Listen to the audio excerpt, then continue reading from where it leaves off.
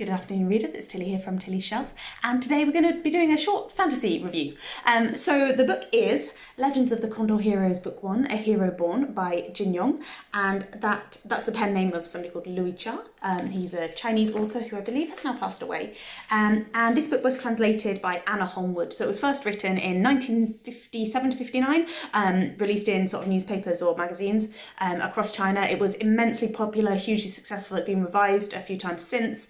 And there was never a definitive English translation until Anna Holmwood got started, and they've been coming out since 2018. I think the whole series is now out. In fact, I know it is because I've seen them all in the library. So I wanted to read this as soon as I saw that it came out in translation, because like the reviews of it were really intriguing.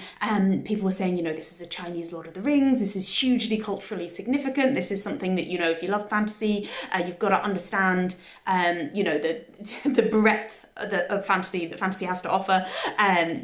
So I really wanted to get to it, but just never sort of found the moment. And then I was inspired by this CircumNavi read-along, which is hosted by Reading with Rebecca Nicole. I don't know why I found that a tongue twister. It's quite simple.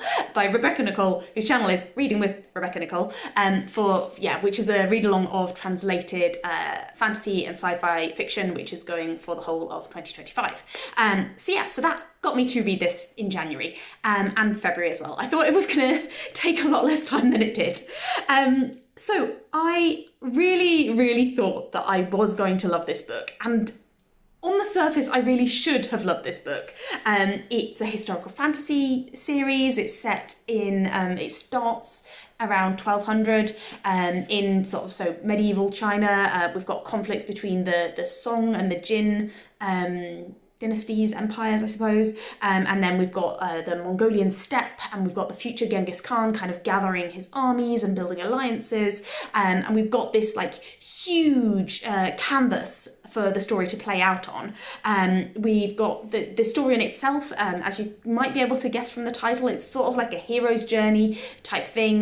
We start with a quite prolonged introductory period covering the previous generation and characters from that, and what happens to them to set things in place, and then we meet the main character, Guao Jing. Again, translated pronunciations are just how I pronounce things in my head. I don't know whether I'm going to be right or not. So we meet Guao Jing, living as an exile in Mongolia, and being sort of like a humble, average guy who suddenly gets taken under the wing of some masters of kung fu, who are going to teach him how to be a hero, basically. And yeah, it's a hero's journey type story, and that's the kind of thing that I typically really enjoy in fantasy. And it's kind of got fairy tale type elements. It's got these wonderful. It's not really a magic system, I suppose. I'm talking in fantasy literature, you'd call it a magic system, but in this book, it's kind of just the fantastical element of kung fu and chi, and internal and external kung fu in terms of using those martial arts skills in such an advanced way that it becomes magical. It's got magic giant birds and epic landscapes and a huge number of epic fight scenes, and it's got romance and a big cast of characters and just all the things that I typically really like and really enjoy in fantasy stories, but I didn't really like this book. And do you know what, it's one of those it's not you, it's me moments with this book. I really feel like it's because I'm so unfamiliar with the kind of Chinese fiction writing style. So this book was kind of like a foundational text for the wuxia genre. Again, probably pronounced that very badly. Wuxia, and that is a genre of about kind of chivalric martial arts with a bit of fantasy thrown in. That was it's now very, very, very popular. This was one of the earliest works of it. And it's interesting to know how this book inspired so many other authors. But I found it fairly stilted. I found that throughout. I really struggled to establish an emotional connection with the book. I would enjoy pages of it as I was reading it, but I would never really feel the urge to pick it up again. So I'd go for like weeks without actually touching it. I found it a little bit frustrating that obviously it is like this martial arts book, but there's almost too much of that for me personally. There was very much a fight first, talk later system in place for almost all of the characters, that people would meet, one person would say one thing and another person would take offence, and then they'd have this massive pages and pages of battle, and then realise at the end of it that they're all on the same side anyway. And it was very much about like, they spent a lot of time like demonstrating their skills, and it's like, oh, he performed a perfect example of this move. And she responded with this move. And for me, that was not always very easy to picture. I then found, like, with all these people who are fighting each other, I found that there were sort of too many of them that are all introduced as being sort of superlatively powerful. And it's like, oh, this person has such incredible kung fu. And then somebody else arrives and it's like, oh, his kung fu would be no match for this new person that we've just met. And I found that a little bit hard to get my head around, because like, I've just been told that this person's amazing at kung fu, but it turns out they're not as good as that person. And yeah, that is something that I just had to keep like changing the goalposts in my mind for what good kung fu looked like in the context of the story. So yeah, I found that a little bit sort of wearing as the book went on, because these characters are introduced without necessarily being like foreshadowed in the text. So, you know, at any given point you can turn a page and there's this new person to consider, was how I felt reading it. But on the other hand, it's really vivid, and I felt like the way that everything's described, it's ripe for adaptation. And in fact, there is a very successful adaptation in China that is a huge series. You can get it on YouTube, subtitled into English. It's lots of really short episodes because it's such a long epic story. I have started watching some of it. I don't think I'm going to watch the whole thing because it's like hours and hours and hours. And you can really see why. Like, it's almost like done already. Like you don't even really need to do much of a screenplay because it's ready in the way that the story is written. Yeah, and the thing that I ended up comparing this to, like, I felt that I didn't enjoy this because the narrative structure and the style was so different from what I was expecting from fantasy.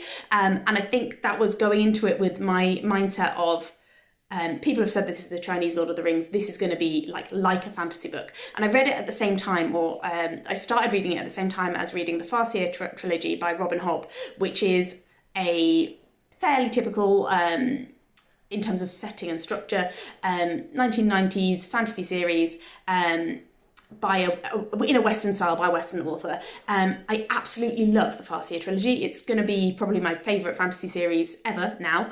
And I think the contrast between the two, they just didn't stack up for me, because one of them fitted so neatly into my expectations of what I was used to reading and what I wanted to be reading, and one of them was such a challenge for me, and I kept having to sort of reprocess and think differently. So that's a roundabout way of getting to the point of comparison for me that only came to me today when I was preparing for this video, is the Icelandic sagas.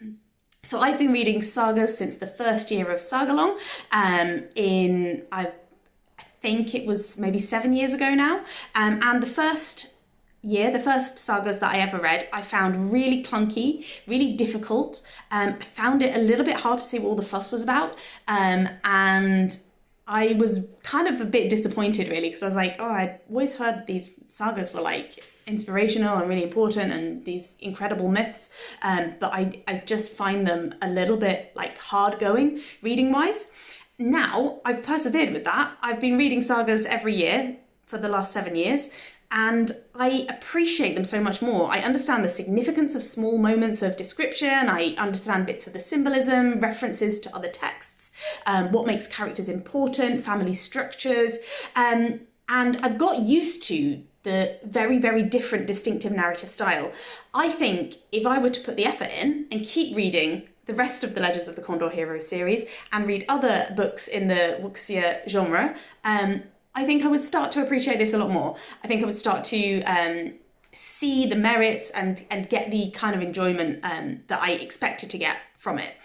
However, right now in my life, that's not something that I foresee myself doing anytime soon, just because there are so many other things that I want to read that I know that I'll enjoy instantly without having to do all of that like head work, and that sounds really, really lazy and really, really bad. But that's the position that I'm at the moment. This year I'm making a big effort to read a lot more translated fiction, and I'm participating in Read Around the Globe, which is hosted by Paige Jones with Ketcher and a couple of other people for the different areas, and I'm participating in as much as I can of CircumNavi. So I'm not being completely lazy. I am, apologies for the noise, I am trying to kind of expand my reading horizons, but I think I'm going to expand in multiple different directions before coming back to do a deep dive on this. So yeah, that was, in summary, my experience with A Hero Born by Jin Yong. Didn't really talk that much about the story itself, other than just say it's a hero's journey. I don't think I need to go into that much more, to be honest. Let me know if you've read this, if you participated in CircumNavi, or if you read it previously. Did you have a similar experience or a different experience? How did it go for you? And have you got any other recommendations within the genre? I did mean to just say there are some really nice illustrations in here as well. Recommendations for similar books or for other ways to kind of like improve my understanding and acceptance of this kind of side of literature. I do need to read more books from China that's just such a huge category. To improve my understanding. So yeah, let me know what you think in the comment section, and thank you very much for watching.